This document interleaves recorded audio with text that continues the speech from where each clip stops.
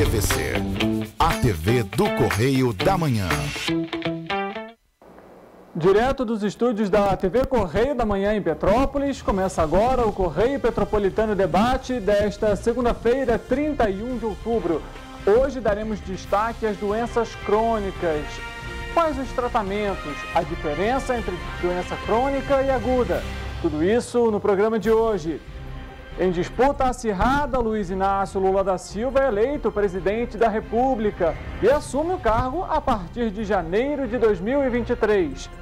Em Petrópolis, o Balcão de Empregos disponibiliza 128 oportunidades esta semana. As candidaturas podem ser feitas pela internet. E a Receita Federal paga hoje o crédito bancário para os contribuintes que caíram na malha fina e acertaram as contas com o fisco. Ao todo, mais de 470 mil contribuintes devem receber o valor. As vacinas contra a Covid-19 para o público de 6 meses a 3 anos chegou ao país. 1 milhão de doses do imunizante da Pfizer foram aprovadas pela Anvisa. Notícia e informação no cuidado com a saúde. Eu sou Richard Stolzenburg e esse é o Correio Petropolitano Debate.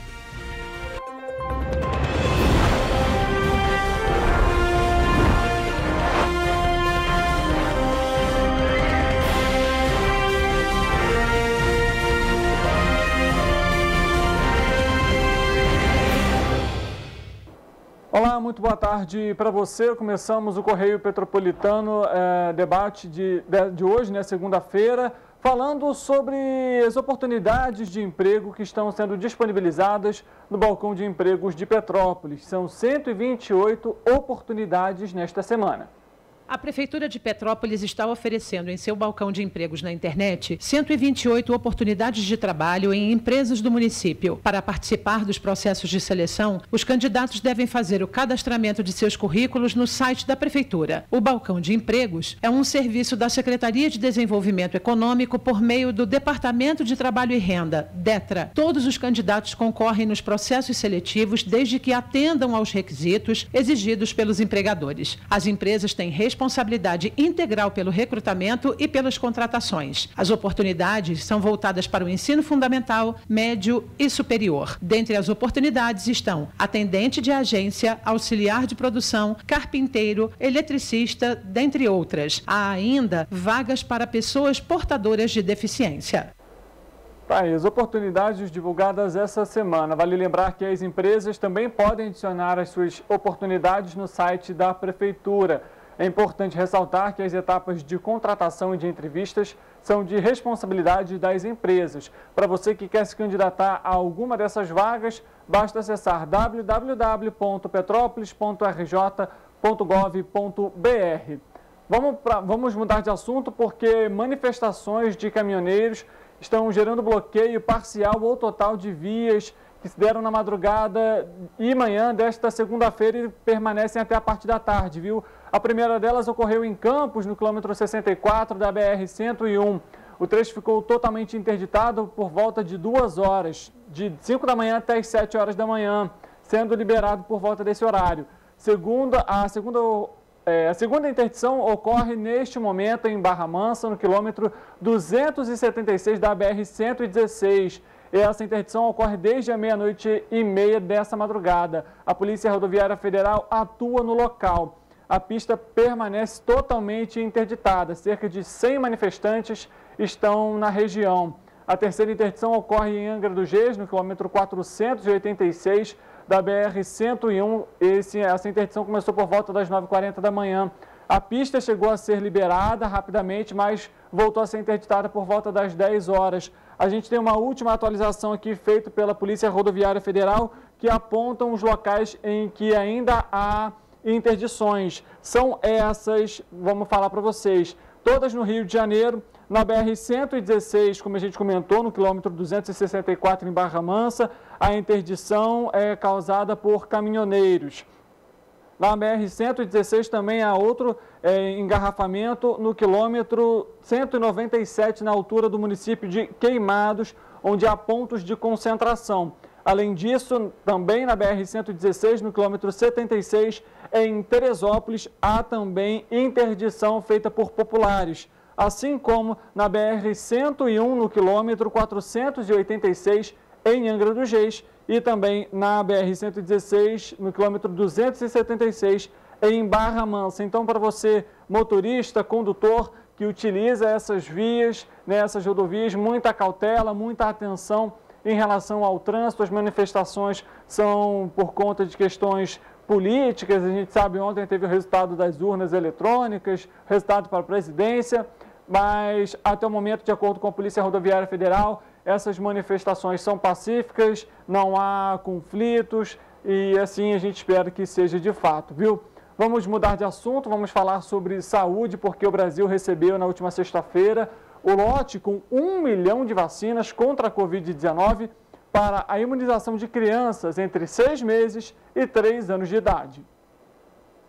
Já chegou ao Brasil o primeiro lote de vacinas contra a Covid-19 para crianças com comorbidades na faixa etária de 6 meses a 3 anos. Ao todo, 1 milhão de doses produzidas pela Pfizer foram autorizadas pela Agência Nacional de Vigilância Sanitária, Anvisa. A remessa ainda será analisada pelo Instituto Nacional de Controle de Qualidade em Saúde, onde passará pelo controle de qualidade. A partir desta segunda-feira, o Ministério da Saúde vai divulgar por meio de nota técnica as orientações para aplicação, público-alvo e distribuição das vacinas por Estado e para o Distrito Federal. Este primeiro lote será exclusivo para crianças com comorbidades, mas já cria nos pais uma expectativa quanto à vacinação de todos os pequenos na mesma faixa etária. Além da chegada das doses de Covid pediátrica, a Anvisa aprovou a composição das vacinas contra a influenza a serem usadas no Brasil no ano que vem. A mudança da composição das cepas das vacinas de influenza é fundamental para que o imunizante continue eficiente, já que o vírus sofre mutações e se adapta com o passar do tempo. Para aumentar a eficiência da vacina, a Organização Mundial de Saúde, OMS, analisa todos os subtipos de vírus de gripe em circulação com maior intensidade e, assim, define como será a produção das doses.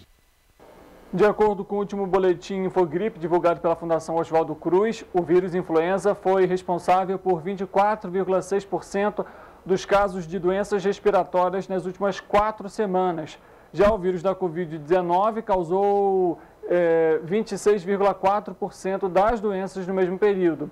O estado de São Paulo e o Distrito Federal registraram o maior volume absoluto de casos positivados para influenza nas últimas semanas e servem de alerta para 4 estados, já que possuem grande fluxo interestadual de passageiros. Então fica aqui o nosso recado mais uma vez. As vacinas estão disponíveis, você pai, você responsável, leve o seu filho, leve o seu sobrinho para se imunizar, para se vacinar, os postos de saúde aí com as vacinas prontas para realizar essa imunização. Então vamos ser responsáveis quanto a isso.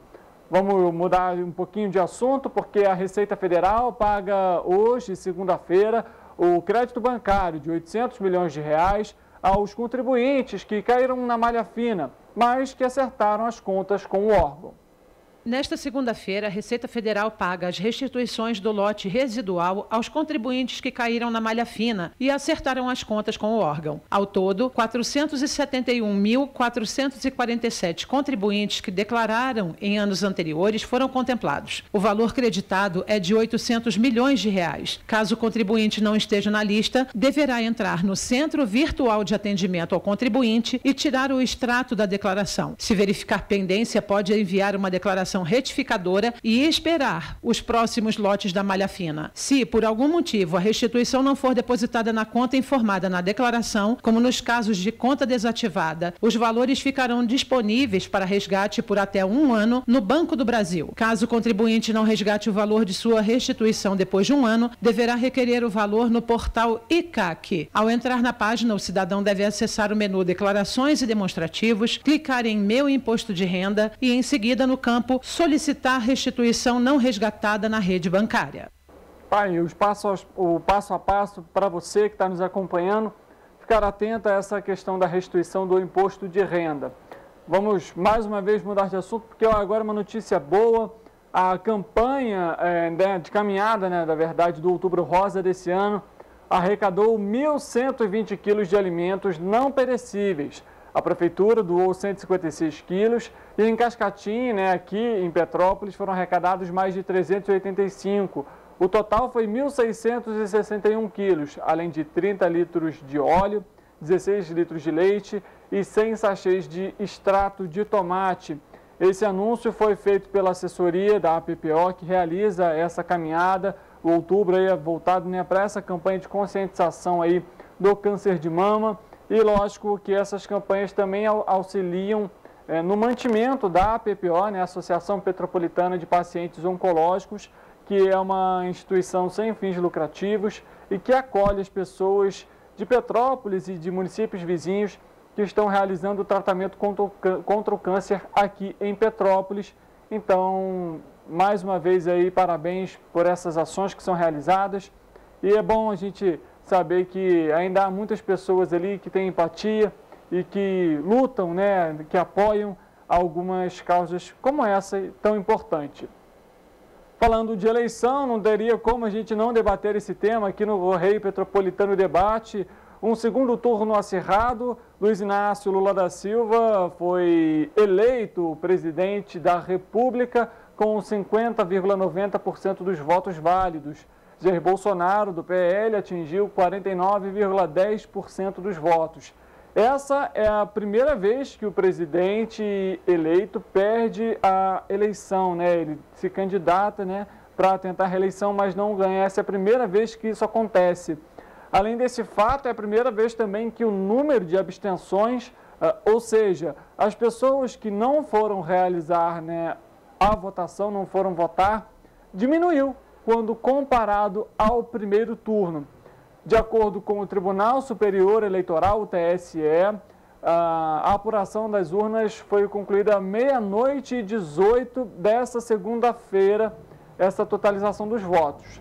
Dos mais de 156 milhões de brasileiros aptos a votar, 20,59% se absteram, ou seja, não votaram. 3,16% votaram nulo e 1,43% votaram em branco. Ainda sobre as eleições, de acordo com o TSE, com o Tribunal Regional Eleitoral, 1,7% das urnas eletrônicas do estado do Rio de Janeiro foram substituídas, o que corresponde a 591.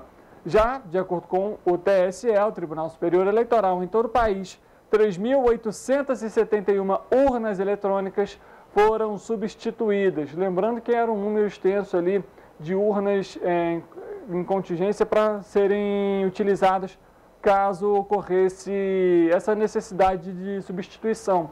Mas nós vimos, inclusive, você que também está em casa, que nos acompanhou aqui durante a cobertura das eleições, que foi um segundo turno muito mais tranquilo quando comparado ao primeiro turno que foi realizado no dia 2 de outubro. Aqui em Petrópolis, por exemplo, aquele cenário de filas extensas, demora para votar, não foi o mesmo, né, realizado ontem, dia 30. Movimento mais rápido, as pessoas com mais facilidade também para votar. Teve muita gente no primeiro turno que teve dificuldade também com a questão da biometria, com a questão do local de votação, da sua zona eleitoral, que muitas vezes mudou, a pessoa não acompanhou. Problemas com o aplicativo e título também, muitas reclamações em relação a isso. Parece que esse segundo turno as medidas foram adotadas ali, alguns erros corrigidos, e foi uma eleição mais tranquila, pacífica. A gente, inclusive, que fez essa cobertura, não vimos papéis no chão, né, aquele crime tradicional como boca de urna, até porque, por exemplo, aqui no estado do Rio de Janeiro, o voto era só para presidente. Isso, de alguma forma, ali ameniza também a possibilidade desse tipo de crime. E, claro, que a gente lembra ainda que, de acordo com o aplicativo Pardal do Tribunal Superior Eleitoral, que é utilizado para o envio de denúncias, pouco mais de 2.300 denúncias foram enviadas para o aplicativo durante o pleito realizado ontem. Então, Luiz Inácio Lula da Silva assume a partir do dia 1º de janeiro a presidência da República. Vamos para uma outra informação importante, porque um incêndio atinge o Ceasa, no Rio de Janeiro. O vídeo mostra diversas pessoas correndo até os galpões para tentar tirar alguns alimentos. A gente, inclusive, tem essas imagens para você. Vamos colocar essas imagens na tela. Olha a situação das pessoas. um incêndio de grandes proporções. É o que a gente tem acompanhado aqui nos grupos, inclusive da imprensa, tem sido noticiado essa situação muito delicada. O local que é utilizado ali, principalmente por empresários, microempresários, para compra de produtos. E a gente vê aí esse cenário caótico que está acontecendo lá no Rio de Janeiro. O Corpo de Bombeiros até o momento informou que não há vítimas e que 4 lojas foram afetadas, por conta desse incêndio. As causas ainda não foram divulgadas. Claro que você, no decorrer aí da programação, no decorrer aqui até do nosso site, você deve ficar informado sobre esse assunto. Muita gente aí saindo ali, viu? Como a gente viu agora no final do vídeo, o pessoal correndo ali com alguns produtos para não perder o material. E é claro que eu lembro a você que o Correio Petropolitano Debate está ao vivo no nosso site, tvc16.com. Lá você confere tudo, que é informação sobre Petrópolis e também nas nossas áreas de cobertura. Além disso, no nosso YouTube, TVC16, você também fica bem informado e confere a programação ao vivo, além de rever aquele programa que você perdeu. Em nosso Facebook, TVC Correio da Manhã, você também confere a programação ao vivo e consegue comentar também durante a nossa programação. Vale lembrar que o jornal Correio Petropolitano Debate e o jornal Correio Petropolitano está nas bancas. Se você ainda não adquiriu o seu, corra até uma banca próxima de você para ficar bem informado.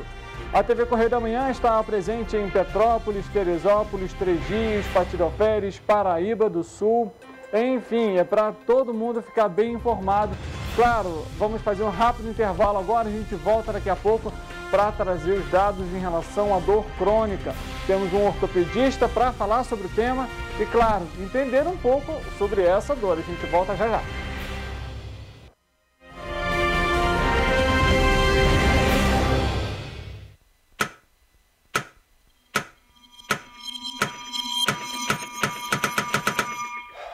Cara, o que a gente tá fazendo, hein? Vamos falar um segundo sobre a gente?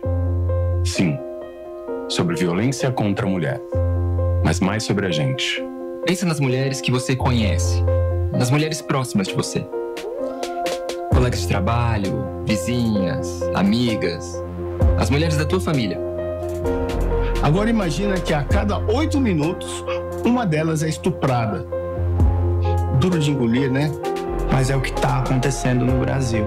Aqui, 7 em cada 10 mulheres já sofreram violência ou assédio no trabalho. E absolutamente todas as mulheres, inclusive as que você pensou, vão sofrer algum tipo de abuso pelo menos uma vez durante a vida. Pesado, né? Mas e aí? O que a gente tá fazendo? Vamos falar sobre a gente. Sobre o jeito que a gente trata as mulheres. Passa a vara, senta a rola, pega de jeito. Comer, meter, fuder. Aê, garanhão. Pegador, comedor. Ensinam pra gente que a mulher é uma coisa a ser conquistada, um prêmio, e que você não deve aceitar um não como resposta. Ela não te dá bola? É porque tá se fazendo de difícil. É só pagar um drink que ela tá na tua, irmão. Manda ver. Ela tá pedindo. Só um beijo. Um beijinho, pô. Não tem mulher que não dá, só tem homem que não sabe pegar. Vai lá, pega ela, mostra que é macho. É assustador quando a gente ouve isso fora de contexto, né? Agora imagina o quanto é assustador para elas. Quantas vezes você já ouviu alguém falar assim? Seja na escola, seja no trabalho, seja na balada, até na sua própria casa. Tá errado. Então, vamos falar sobre a gente? Porque a gente pode mudar essa realidade. Não tem que ser desse jeito. A violência contra a mulher não é um problema da mulher. É um problema nosso. É problema meu. É problema meu. É um problema meu. Meu. Meu. Meu. Meu. Meu. Meu. Meu. Meu. Meu. Meu. É um problema meu. A responsabilidade é nossa.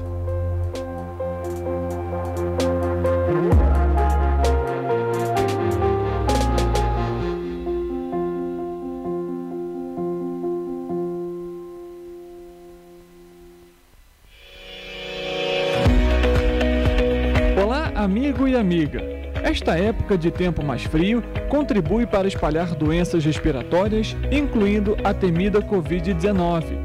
Você que não deixa de cuidar da sua saúde, confira sua caderneta de vacinação e não perca a oportunidade de atualizar o seu calendário de vacinas. É simples e faz bem a você e a quem vive ao seu redor. Acesse o site novaiguaçu.rj.gov.br. Procure o ponto de vacinação mais próximo e tome todas as doses recomendadas para a sua idade. Não perca tempo. Pegue a sua caderneta e coloque a sua vacina em dia. Aproveita e confere a caderneta de toda a família também, tá? Juntos vamos seguir vencendo a Covid-19. Não vacile, vacine. Prefeitura de Nova Iguaçu.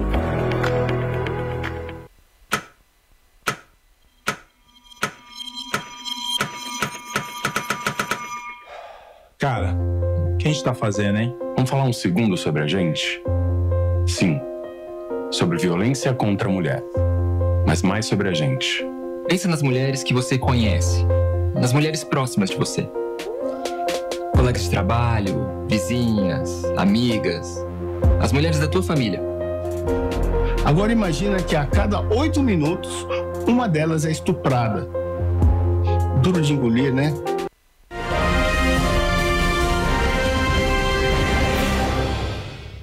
Correio Petropolitano Debate de volta nesta segunda-feira. Na última sexta-feira, o Hospital Beneficência Portuguesa de Petrópolis realizou um evento gratuito com foco no tratamento para dores crônicas e uma abordagem multidisciplinar. De acordo com a Sociedade Brasileira de Estudos da Dor, pelo menos 37% da população brasileira, ou seja, cerca de 60 milhões de pessoas, relatam sentir dor de forma crônica. Por isso, no programa de hoje, nós vamos conversar com o ortopedista Fábio Segal sobre esse tema. Fábio, primeiramente, boa tarde para você e seja bem-vindo. Boa tarde, Richard. Obrigado pelo convite, obrigado à TV, obrigado ao Hospital SMH pela oportunidade e Petrópolis por ter recebido o nosso trabalho tão bem. Bom, Fábio, acho que para a gente começar, o que seria dor crônica? Bom, a dor crônica é uma dor que a gente define por tempo, né? Então você tem a dor aguda e a crônica. Teoricamente, né, por definição, a gente tem a dor aguda com menos de 3 meses e a dor crônica com mais de 2 meses. Mas existem definições que nos agradam mais, que fala que a dor crônica é toda aquela dor que persiste mesmo com o estímulo que lhe causou já tendo cessado. E acho que é importante a gente ressaltar aqui, essa dor crônica ela pode vir ocasionada pelo quê? São várias questões, falta de algum tratamento adequado muitas vezes, medicação também interfere nessa questão. A dor, ela é um sinal, ela pode ser considerada um sinal de alerta do nosso organismo. Então, toda vez que você tem um agravo ao seu corpo, seu corpo vai entender esse estímulo, vai entender essa reação e vai te dar uma resposta que é em dor.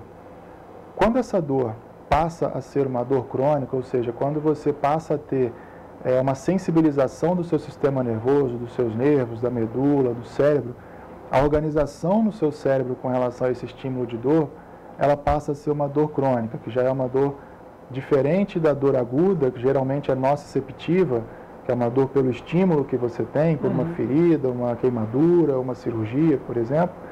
A dor crônica ela já envolve outros mecanismos, outras fisiopatologias, para justificar essa modificação na sensação de dor que o nosso cérebro tem. E o que seriam essas outras sensações, por exemplo? Quando você tem, vamos entender um pouquinho a fisiologia da dor.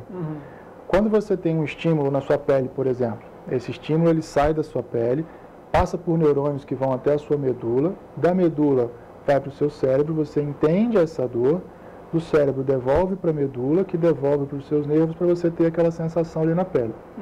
Então você pode ter uma dor aguda, que é uma dor rápida, que vai te estimular o cérebro em defesa, mas quando você tem doenças que acometem essas estruturas, nervos, medula ou cérebro, você pode ter essa via de dor doente.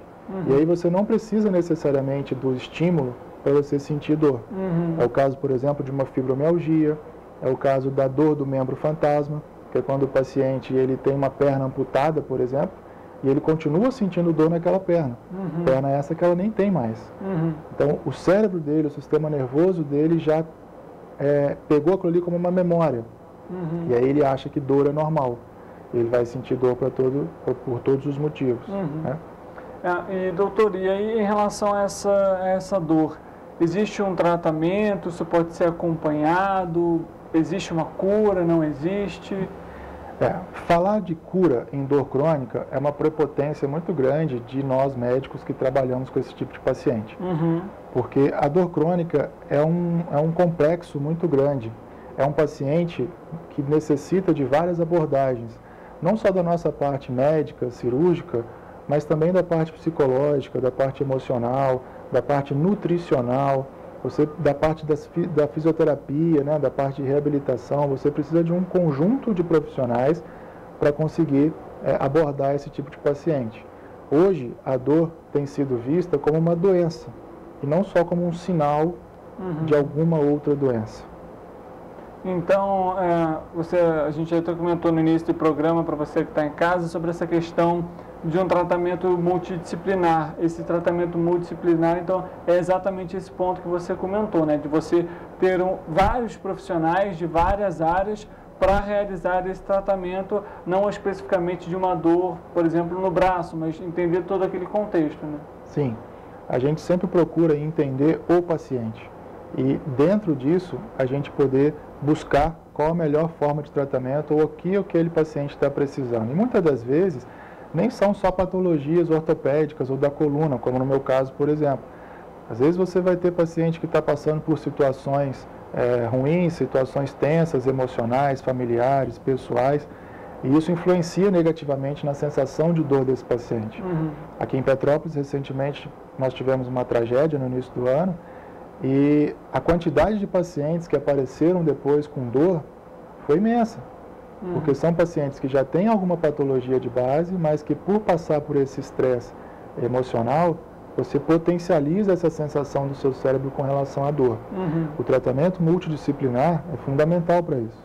Eu sempre falo com meus pacientes, não adianta eu fazer uma cirurgia na coluna, por mais tecnicamente perfeita que ela tenha sido executada, se esse paciente não fizer um bom acompanhamento de pós-operatório com o fisioterapeuta, se esse paciente não fizer um bom acompanhamento psicológico durante a internação, às vezes são cirurgias mais complexas, que vai ficar internado mais tempo, às vezes são complicações que vão ter que ficar internado mais tempo. Então tem que ter o psicólogo, tem que ter o nutricionista, tem que ter o fisioterapeuta associado a nós médicos e em conjunto, médicos, família e principalmente o paciente, a gente conseguir ter um sucesso nessa melhora, e não na cura, mas nessa melhora da dor e da qualidade de vida desse paciente. E aí, então, eu pergunto, Fábio, qual é a importância, então, de realizar esse evento em Petrópolis, já que a gente passou por essa situação tão complicada? A realização desse evento traz justamente essa necessidade de mostrar para essas pessoas as formas ali de amenizar essa dor, porque Petrópolis passou por uma questão muito difícil, que foi as tragédias? Sim, Rígido. Eu acho o seguinte, com relação à dor, ao paciente com dor, como eu te disse, é um paciente muito complexo. Então a gente tem que tentar entender essa complexidade do paciente e não olhar só, por exemplo, para um exame de imagem. O paciente ele precisa mais de nós médicos e de outros profissionais que vão também ter essa teoria de como atendê-lo da melhor maneira possível. Quando a gente fala nessa importância do tratamento multidisciplinar, a gente tenta agregar valores de cada especialidade para tentar levar isso para o paciente. A importância da gente fazer isso hoje em Petrópolis, primeiro, para mostrar o nosso hospital onde a gente trabalha hoje. O Hospital SMH é um hospital pioneiro nesse tratamento de dor crônica. Há cerca de um ano, eu, junto com o Dr. Marcos Malaquias, meu anestesista, a gente tem implementado esse serviço de tratamento de dor crônica no hospital. Com isso, a gente tem visto um excelente resultado das nossas cirurgias de coluna que eu faço. Não só resultados intraoperatórios, mas principalmente pós-operatórios. Os pacientes sentem menos dor no pós-operatório. A gente consegue, por vezes, tirar esse paciente de uma cirurgia. Às vezes você consegue identificar ali pequenos sinais e sintomas que podem te levar a outras causas, não necessariamente cirúrgicas, né? você consegue dar um apoio melhor para esse paciente, você consegue, através de procedimentos intervencionistas, como nós fazemos, eu e o Dr. Douglas, que também estava no nosso evento, procedimentos minimamente invasivos, procedimentos teoricamente mais simples, melhorar a dor desse paciente, devolver esse paciente para uma reabilitação física, melhorando a qualidade de vida dele. Então, hoje, eu tenho muito que agradecer ao hospital que a gente trabalha por ter acreditado no nosso trabalho, por ter nos dado condição de desenvolver esse trabalho lá dentro, porque isso tem rendido bons frutos. A gente tem visto que os pacientes têm cada vez mais nos procurado, a gente tem visto cada vez mais pacientes com bons resultados pós-operatórios, mas não por minha causa, por causa de um ou de outro, por causa de todos nós juntos. Isso que é o importante. Do conjunto, né? Sim. A gente sabe que no Brasil, doutor, ainda existe uma questão muito difícil em relação à automedicação. Muitos brasileiros ainda, né, compram medicamentos por conta própria, enfim. Durante esses tratamentos para essa dor crônica, vamos dizer assim, existe algum tipo de medicamento específico que é receitado para aquele paciente? E a morfina, por exemplo, já aconteceu até em casos familiares comigo, que ela tinha essa dor crônica, utilizava muito da morfina para de alguma forma amenizar. A morfina hoje em dia ela ainda é utilizada para esses tratamentos, e quais os cuidados também que os pacientes devem ter com as medicações? Sobre as medicações, é importante a gente deixar bem claro que automedicação nunca é a melhor opção. Por menor que seja o seu problema, a medicação deve ser sempre orientada por um profissional médico, porque você tem complicações nesses remédios. Você tem possibilidades de complicações até graves. Se a gente tomar, por exemplo, muito anti-inflamatório, muita gente não sabe, mas anti-inflamatórios eles são proscritos, ou seja, eles não devem ser usados em pacientes acima de 60 anos de idade, pacientes com doenças cardiológicas, eles não podem usar esse tipo de remédio. E é muito comum você ver paciente tomando isso por uma dor ou outra. No tratamento da dor crônica, a gente procura seguir uma escada da Organização Mundial de Saúde, uma escada da OMS, onde existem alguns degraus. Nesses degraus, nós vamos pontuando as medicações de acordo com o nível de dor daquele paciente. Você começa com analgésicos, anti-inflamatórios, depois você sobe para o segundo degrau, onde você coloca os opioides leves, depois você sobe mais um degrau, você pode colocar os opioides fortes, onde entra a morfina. Então veja bem que a morfina ela já entra num degrau mais alto do tratamento da dor. E alguns pacientes já tentam trazer isso para baixo, usando, sem orientação médica, podendo ter malefícios. Junto nessa escada, você tem em paralelo as terapias adjuvantes, que são justamente essas que a gente falou. O apoio psicológico, a fisioterapia, No último degrau dessa escada, nós temos os tratamentos intervencionistas. Então, você vai tentando tratar com medicações, vai subindo a escada até onde você achar que precisa, em conjunto com as terapias auxiliares. E lá em cima, no último degrau, você tem os tratamentos intervencionistas, que hoje a gente já tem visto que ele, quando colocado já a partir do segundo degrau da escada, você já tem uma melhor resposta. A dor, ela pode ser aguda, mas se tornar crônica. Então, se você desce esse tratamento intervencionista até o segundo degrau e consegue já ali, no começo da dor, tirar esse estímulo da dor, você evita que esse paciente venha a ter um quadro de dor crônica, você evita aquela sensibilização central, como eu disse no começo, a respeito da memória que o nosso cérebro guarda sobre a dor. Então você consegue bloquear esses estímulos para acabar logo a dor. A morfina, como você falou, é uma excelente droga, mas tem que saber manuseá-la, tem que saber prescrever, porque ela tem complicações sérias. E a gente precisa reverter essas complicações de uma maneira rápida, podendo colocar o paciente em risco de vida.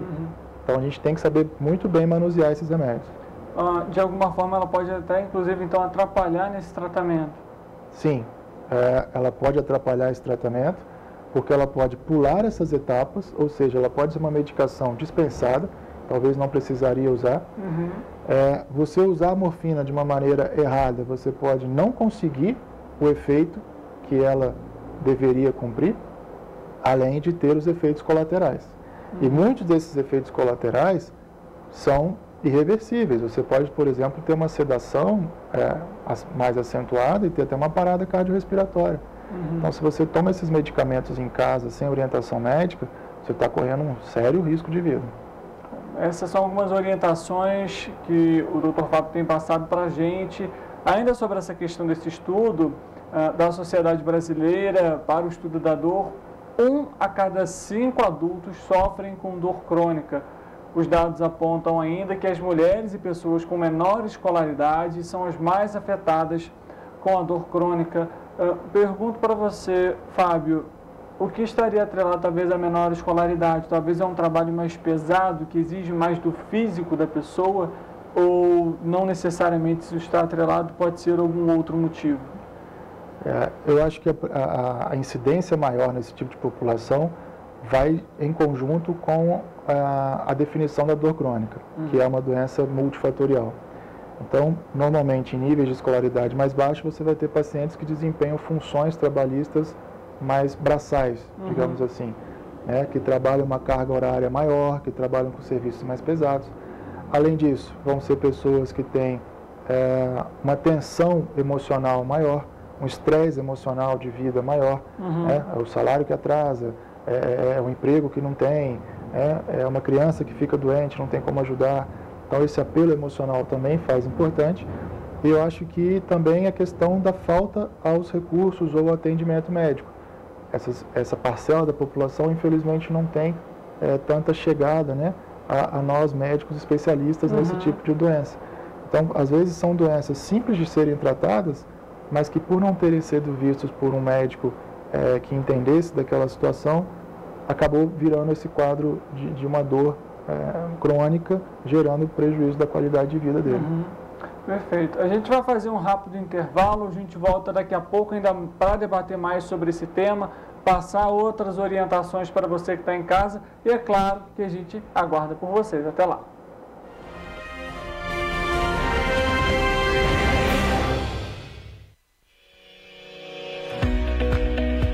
Olá, amigo e amiga. Esta época de tempo mais frio contribui para espalhar doenças respiratórias, incluindo a temida Covid-19.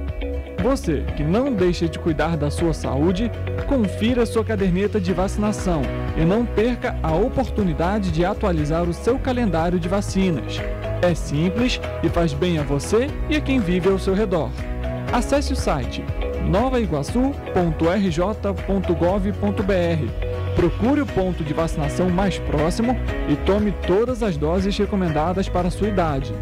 Não perca tempo, pegue a sua caderneta e coloque a sua vacina em dia. Aproveita e confere a caderneta de toda a família também, tá? Juntos vamos seguir vencendo a Covid-19. Não vacile, vacine. Prefeitura de Nova Iguaçu.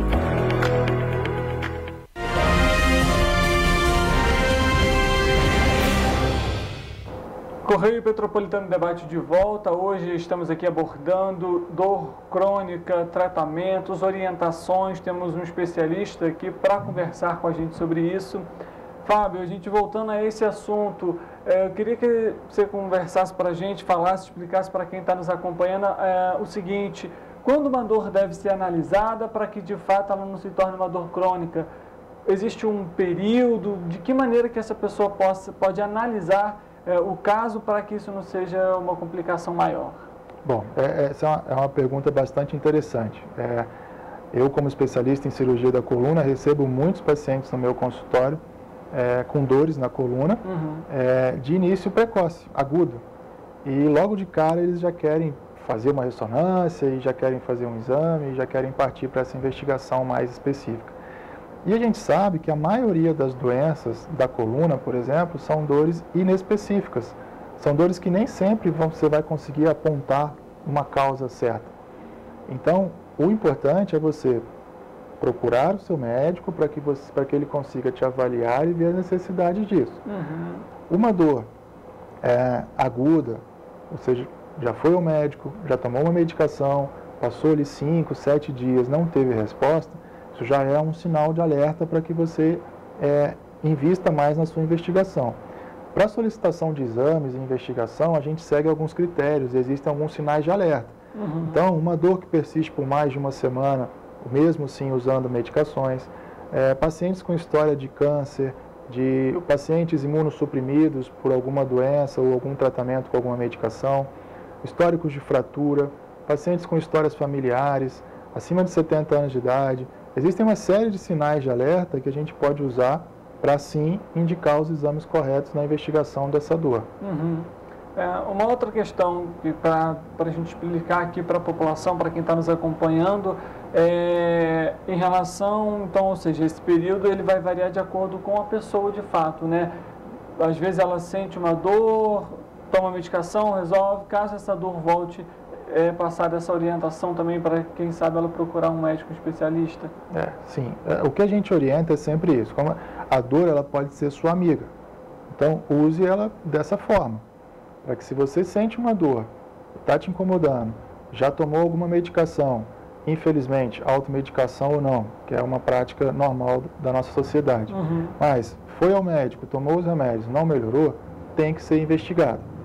Você tem esses sinais de alerta e esse fato de não melhora da dor é um desses sinais, você tem que investigar. De repente, vamos para os exames de imagem, fazer uma ressonância, uma tomografia, vamos para um exame físico mais apurado, vamos testar esse paciente todo, para que a gente tenha que buscar logo a causa dessa dor, para que a gente consiga resolver isso e não se perpetue esse estímulo para que essa dor vire uma dor crônica depois. Em relação, você comentou sobre físico, por exemplo, uma pessoa que realiza, por exemplo, alguma atividade física, sentiu um desconforto, uma dor, realizar aquele exercício de novo pode ser algo bom, ruim, ou vai variar também de acordo com o caso? Eu acho que isso aí é uma variável muito grande também. Porque você pode, por exemplo, numa academia de musculação, fazer determinado movimento e sentir dor. Aquela dor pode ser um sinal de lesão muscular mais grave, mas pode ser uma dor só de fadiga. Então, inicialmente, repouso, certo? Pode-se fazer uso aí da crioterapia, do gelo, das compressas e repouso. Continuou a dor, procura ajuda. A dor melhorou, você volta lá para tentar fazer o exercício de novo. Mas aí entra a importância da multidisciplinaridade de novo. Nas academias de musculação é interessante que você tenha os profissionais de educação física para te orientar. Esses profissionais, eles são capacitados para isso, para te orientar no seu exercício. Se você precisar, um fisioterapeuta. Então, a gente tem recursos para isso. O importante é aquele paciente leigo que não tem instrução no exercício ou em determinada tarefa, que passou por tal situação, acho importante buscar a ajuda de quem conhece um pouquinho mais que ele, para evitar outras complicações depois. E durante esse evento realizado sexta-feira, o que foi debatido, conversado, para quem também visitou o evento? A gente fez o evento com esse foco, com esse tema da dor crônica e a importância do tratamento multidisciplinar. O Dr. Marcos Malaquias, o nosso anestesista, ele falou a respeito dessa parte da fisiopatologia da dor, explicou os conceitos atuais na dor, os desafios de tratar a dor crônica. Depois o Dr. Douglas nos presenteou com a palestra a respeito da risotomia dos nervos geniculares, são nervos que passam nas laterais do joelho, que tem uma incidência muito grande de melhora de dor para os pacientes com osteoartrite, por exemplo. E depois a minha parte foi voltada para as cirurgias de coluna, para as dores na coluna e para os procedimentos intervencionistas que nós temos como opção para o tratamento dessas dores. Eu listei algum desses tratamentos, expliquei e de novo, sempre voltado para essa questão clínica do tratamento do paciente. A intervenção cirúrgica, os procedimentos intervencionistas para dor, mesmo que realizados pelo cirurgião de coluna, nem sempre são cirurgias. A gente pode fazer infiltrações, bloqueios, implantes de estimuladores, implantes de bomba de morfina, por exemplo, voltando na morfina, que é um excelente fármaco, onde a gente coloca um catéter dentro da medula para ter ali o efeito dela maior já no sistema nervoso. Então foi um prazer muito grande ter participado e ajudado na realização desse evento. A gente conseguiu reunir lá um público de profissionais de educação física, fisioterapeutas, toda a equipe do Hospital SMH, enfermeiros, técnicos. A gente saiu de lá bastante satisfeito com o nosso resultado. Ainda falando sobre esse tema, dentre as regiões, a região sul é a mais afetada, com 42% dos casos. A segunda é o sudeste, com 38%, o norte, com 36%, fica em terceiro, centro-oeste fica em quarto, com 24%, e o nordeste, com 28%.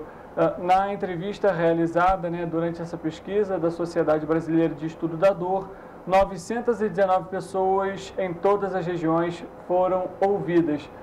Fábio, pergunta, existe talvez alguma atividade que a pessoa possa fazer em casa para, de alguma forma, amenizar a dor, ou talvez algum medicamento benéfico, algo que não seja ruim para a pessoa, talvez um chá, um calmante, algo do tipo? É recomendado também para essas pessoas? Em casa, Richard, o mais importante é a gente, naquele caso, por exemplo, você fez ali algum esforço físico, pegou um peso e sentiu uma dor mais forte, a principal atividade naquele momento é o repouso. Naquele momento. O repouso ele não é indicado por muitos dias, mas naquele momento de dor aguda, de crise, sim, o repouso é válido. Então, o repouso e a busca por orientação médica, para ser prescrita alguma medicação para aquele caso, compressas de gelo ou mornas, isso vai depender da resposta de cada paciente. Aquilo não existe na literatura médica nenhuma comprovação que mostre que uma é melhor que a outra, então isso vai da resposta de cada paciente. Observar o tipo de atividade que ele desenvolveu, que gerou a dor. Essa questão de chás, calmantes, essas coisas, eu acho isso um tanto quanto perigoso, né? Os medicamentos que nós utilizamos, a gente sabe exatamente a dose e o mecanismo por onde aquele remédio vai passar no seu organismo, quais as reações que aquele remédio pode te dar e, principalmente, no caso de complicações, o médico sabe revertê-las. Se você faz uso de um chá ou de um calmante natural, alguma coisa, você não tem a certeza de qual a dosagem, né, qual a concentração do que você está tomando, qual o substrato daquilo ali que você está usando. E se você tiver alguma complicação, você não sabe como reverter aquilo, como o antídoto, por exemplo. Né? O que você vai fazer para reverter? E a maioria desses remédios, eles têm passagem pelo fígado e excreção pelos rins. Então, fazer o uso dessas medicações, você pode ter problemas renais e problemas no fígado. Isso é um tanto quanto importante. Ou seja, a gente bate naquela tecla de novo, né? A orientação é buscar um profissional médico, um especialista. A automedicação não é adequada, não é uma alternativa nesses casos e como de qualquer outro problema ou qualquer outra dor. O ideal é procurar uma ajuda profissional, um médico, um enfermeiro, para passar uma orientação. Pergunto para você, Fábio, você que atua muito com essa questão da coluna, hoje, e aí entra até uma observação mesmo minha, as pessoas vivem muito com o telefone e vivem muito nisso aqui. Isso aqui, de alguma forma, pode se tornar esse movimento de ficar assim, pode se tornar uma dor crônica, por exemplo? Sim. Existem estudos publicados, isso de livre acesso na internet, qualquer um pode pesquisar, onde mostram direitinho lá a posição, o grau de flexão da coluna cervical, certo? E o peso que a sua coluna vai fazer a partir de tanto tempo. Então, a gente sabe que a nossa cabeça, ela pesa em torno de 4,5 kg. Então, a cada 10 graus de flexão que você faz com a sua coluna, com o seu pescoço, você, ao longo de 20 minutos, você vai aumentando essa carga, podendo chegar até 50 quilos. Então, imagina você, mais de 10, 15 minutos, com o celular na mão, com a cabeça totalmente fletida. Assim que seu corpo pode parecer que está segurando 50 quilos. Então, essa musculatura posterior da coluna, os músculos paravertebrais, eles vão ter que fazer uma força muito grande para trazer a sua coluna para o lugar. Isso repetidamente, vários dias, virando uma rotina e um mau hábito da pessoa, esses músculos não vão aguentar. E aí você vai ter uma transformação. O eixo da coluna, que deveria ser para um lado, vai ser para o outro. As articulações vão começar a sobrecarregar. Os discos intervertebrais vão começar a se desgastar. E isso pode gerar uma série de patologias além da dor. Você pode, às vezes, por exemplo, fez uma hérnia de disco. Você vai lá, opera a hérnia de disco, libera o que o disco estiver incomodando, mas toda essa alteração mecânica causada ao longo dos anos, você não consegue corrigir muitas das vezes. Então, o ideal é sempre a gente estar atento a essa questão da postura, atividade física, estar sempre de olho para a gente tentar se corrigir nos mínimos detalhes para evitar complicações futuras. Ou seja, não é uma questão só de estar com a postura, mas tem toda uma questão de saúde aí também. Ou 50 quilos é muita coisa, se formos avaliar, né, esse cenário. E, tradicionalmente, hoje, qual que é o cuidado, então, que os pais e os responsáveis têm que ter com as crianças, já que o acesso, por exemplo, às tecnologias são cada vez mais recentes, né? A criança pega, às vezes, com 3, 4 anos de idade, aquele aparelho, e ela ainda está num processo de formação, de crescimento. Isso também pode causar uma dor crônica na criança, isso também afeta as crianças? Não necessariamente a dor crônica por definição, que seria essa sensibilização central do nosso sistema nervoso com relação à dor. Mas esses males, eles podem sim causar uma série de doenças e de malefícios na saúde da coluna, da criança, por exemplo, como você citou. Não só do ponto de vista ortopédico, mecânico, físico, mas também do ponto de vista comportamental, né? A internet é recheada de entrevistas e de relatos sobre isso, sobre a má função, por exemplo, os defeitos ou a intervenção do uso de telas precoces nas crianças, que pode acometer a visão, né? A necessidade que essas crianças teriam de um relacionamento social maior e ficam muitas vezes agarradas na rede social do celular, né? A falta de uma atividade física, às vezes as crianças vão crescendo com essa facilidade de tudo estar no telefone, e a atividade física para essas crianças é importantíssima, né? Com relação à postura, a gente tem que estar sempre de olho, não tem jeito, a gente tem que estar sempre nos corrigindo e buscando corrigir e ajudar aqueles que dependem da gente. Né? A internet hoje, o celular, o computador, é um meio necessário no nosso dia a dia, inclusive das crianças, que estudam através disso, né? Na pandemia a gente viu agora a maioria das crianças estudando todas por computador. Então é uma coisa que a gente precisa disso, né? O nosso mundo está baseado em tecnologia hoje em dia, mas a gente tem que saber usar, para não deixar isso virar contra a gente depois. Inclusive a gente já comentou muito sobre essa questão aqui no Correio Petropolitano Debate. A gente já falou sobre as questões dos danos para a visão em relação às tecnologias, principalmente para as crianças, né? O aumento de casos de miopia, principalmente por conta das telas, né? Tanto celular, tablet, computador, enfim, televisão. Já falamos sobre essa questão da importância da necessidade da atividade física, já que muitos hoje em dia utilizam os aparelhos telefônicos para se comunicar, para jogar. Hoje os jogos são virtuais. Então, todos esses temas já foram abordados aqui no Correio Petropolitano Debate. Claro, a gente vê aqui que é uma junção de tudo, na verdade, né, Fábio? Da necessidade de uma atividade física, de uma postura correta, de uma alimentação saudável, para que de fato aquele ser humano ali, ele tenha uma saúde boa, vamos dizer assim. E claro, e aí entra essa questão novamente, né, de estar sempre procurando um médico, fazendo os exames, ter esse acompanhamento é fundamental, né? Não tenha dúvida.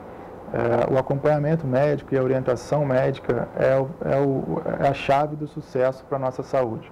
A gente precisa ter uma alimentação correta, a gente precisa fazer atividades físicas diariamente e sempre, em qualquer intercorrência, procurar a ajuda de um médico para que possa te orientar melhor.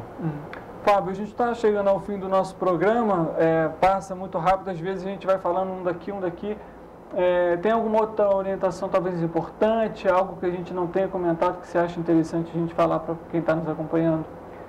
Acho importante deixar claro para vocês aqui a importância do tema que a gente está discutindo, a importância da dor crônica nos dias de hoje, a importância e a presença dos sinais de alerta, né, das outras coisas que ficam na periferia da dor crônica, como distúrbios de sono, distúrbios emocionais.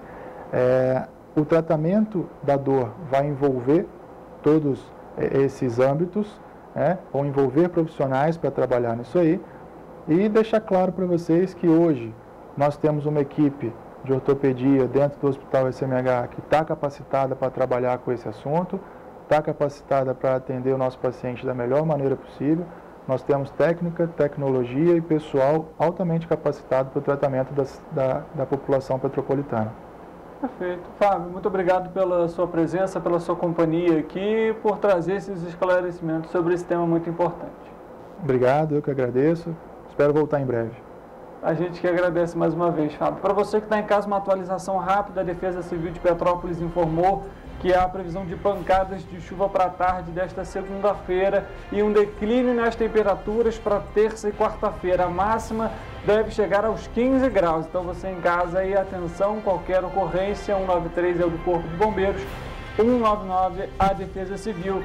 A gente fica por aqui, a gente volta amanhã, terça-feira, claro, para mais um tema, sempre com relevância para debater. Até lá!